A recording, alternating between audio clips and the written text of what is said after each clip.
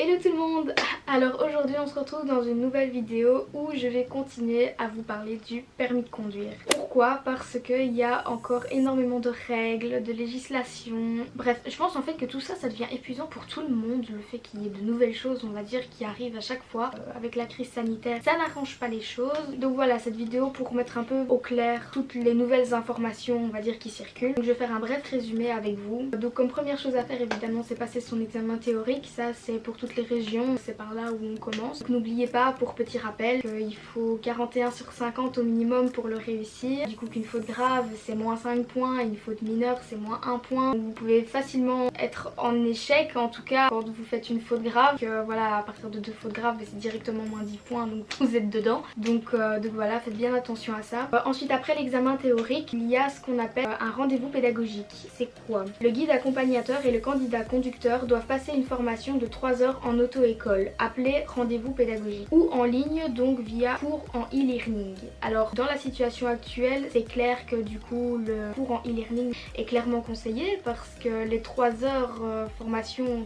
dans une auto-école agréée, pour le moment ce n'est pas faisable. Voilà, on est tous de nouveau reconfinés pendant 4 semaines. Je pense de toute façon que le cours en e-learning sera de toute façon beaucoup plus conseillé. Une fois que vous avez pris ce rendez-vous pédagogique, il faut pas oublier évidemment que c'est payant. Je vous montre quelques screens en fait aussi du site, à quoi ça ressemble. Vous pouvez facilement vous rendre sur ce site là. N'hésitez pas aussi à aller regarder en barre d'infos tous les sites que je vous mets parce que ce sont vraiment des sites qui pourront également vous aider à savoir concrètement ce que vous devez faire étape par étape. Là je le revois avec vous, mais n'hésitez surtout pas à aller voir toutes ces étapes, surtout que d'une région à l'autre ça change. Donc voilà, là sur certains sites en tout cas, ils l'expliquent bien comme il faut. Je vous le conseille vraiment. Donc une fois que vous avez passé du coup ce fameux rendez-vous pédagogique, donc cours en e-learning, après ça vous pouvez passer votre brevet de secourisme. Alors de nouveau, le brevet de secourisme en fait c'est en fonction de là où vous habitez, donc quelle région. Je cite, si vous voulez passer votre examen pratique en dehors de Bruxelles, alors vous ne devez pas suivre la formation donc pour le brevet de secourisme. La formation pour le brevet de secourisme, elle est uniquement obligatoire pour les personnes qui souhaitent passer leur permis de conduire à Bruxelles depuis le 1er novembre 2018. Donc c'est une législation qui existe depuis le 1er novembre 2018 et c'est seulement pour ceux qui veulent passer leur permis à Bruxelles qui doivent passer ce brevet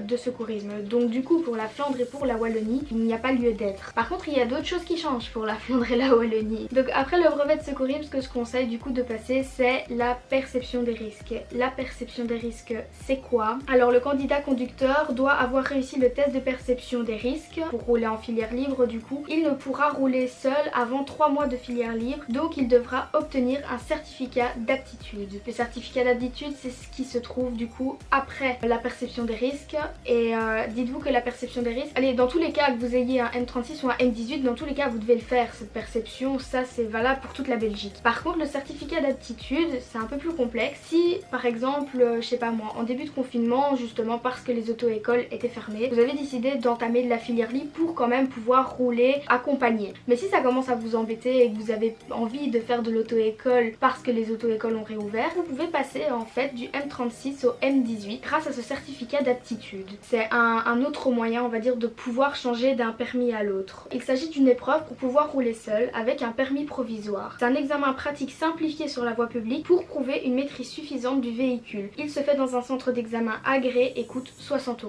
En soi, le certificat d'aptitude, c'est une étape, on va dire, supplémentaire qui fait que vous pouvez changer de permis. Après, si vous en avez pas besoin, vous le faites pas, tout simplement. En tout cas, ça, c'est d'actualité, on va dire, en région wallonne. Tout ça sera marqué, on va dire, sur le site sur lequel je vais vous mettre, en barre d'infos. Donc voilà, surtout, n'ayez pas peur. Lisez bien, on va dire, les sites. Et normalement, ça devrait pas poser souci. Après ce certificat d'aptitude, il y a ce qu'on appelle un roadbook. Alors, le roadbook, de nouveau, de toute façon valable en Wallonie, en Flandre et Bruxelles capitale, ils sont moins regardants à ce niveau-là, mais en tout cas en Wallonie, ils sont à fond là-dedans. L'examen ne peut être passé qu'après 1500 km de conduite répertoriés dans le carnet de bord. Donc ce roadbook est téléchargeable sur les sites suivants, que je vous mettrai de toute façon en barre d'infos également. Donc voilà, donc c'est un roadbook pour vous expliquer un peu à quoi ça sert. Vous êtes obligé de le faire de toute façon si vous passez votre examen pratique en Wallonie. Ça c'est d'office. C'est 1, 2 ou 3 feuilles qu'on vous donne en fait dans un gros carnet justement que vous allez devoir télécharger. Le gros carnet vous l'oubliez un peu. si je peux me permettre. Et donc en fait il y a 2-3 feuilles qui sont répertoriées dedans où vous allez effectivement devoir noter vos 1500 km. Comment ça se passe? Vous avez pour chaque ligne, vous devez mettre la date, l'heure à laquelle vous partez, de où vous partez jusqu'à où vous arrivez, le temps qu'il faisait dehors, donc la météo on va dire au moment où vous avez roulé, et le nombre de kilomètres aller-retour. Donc ça c'est tout ce que vous devez compléter. Et une fois que vous avez tout complété, en gros vous devez pas compléter les 3 feuilles, hein. Vous complétez jusqu'à ce que vous arrivez à vos 1500 km. Moi je l'ai fait avec une amie à moi, que vous allez voir dans une autre vidéo. Elle par exemple, c'est moi qui ai complété son roadbook. Honnêtement elle avait de la chance. En fait elle a de la chance d'avoir un travail aussi sur Bruxelles qui fait que elle arrêtait pas en fait d'écrire du coup 30 km par-ci, 30 km par-là, et ça remplissait assez vite ces 1500 km. Donc voilà, il y a toujours moyen de trouver quelque chose. Une fois que le roadbook est complété, vient la situation finale, donc votre examen pratique. Moi j'ai déjà expliqué mon expérience dans une autre vidéo à moi, n'hésitez pas à aller la revoir si ça vous intéresse. Oui, donc la dernière chose après l'examen pratique, ça je ne sais pas si c'est encore d'actualité, en tout cas mon copain l'a eu le 3 février pour être plus précise. Cette fameuse feuille en fait qu'on reçoit à la maison pour ceux qui habitent, pour ceux qui sont domiciliés en région flamande, reçoivent un papier comme quoi en fait c'est une formation obligatoire. J'en ai déjà parlé brièvement dans ma première vidéo. Donc cette formation obligatoire, une fois que vous avez reçu votre permis définitif entre 6 et 9 mois, quelque chose comme ça, vous recevez ce courrier. Et cette formation, oui, c'est, j'ai envie de dire, un très gros rappel en fait de tout ce qu'on vous a déjà appris sur le code de la route. Donc ce sont principalement, on va dire, des gros risques que vous pouvez avoir, des petits exercices sur sol sec, sur sol mouillé, ou par exemple vous devez, en faisant une manœuvre, éteindre la radio, ou enfin bref voilà. Et évidemment cette formation se fait en flamand, voilà quoi. Donc pour les francophones, bon courage.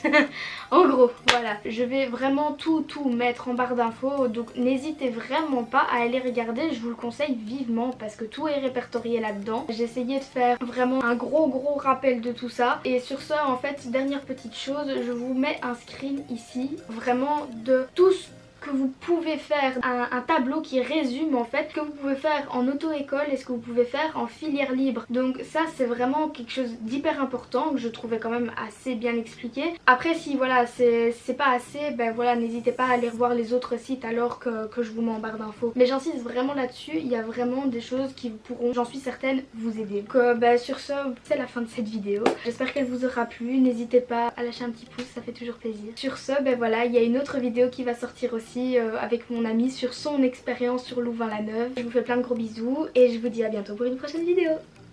Salut!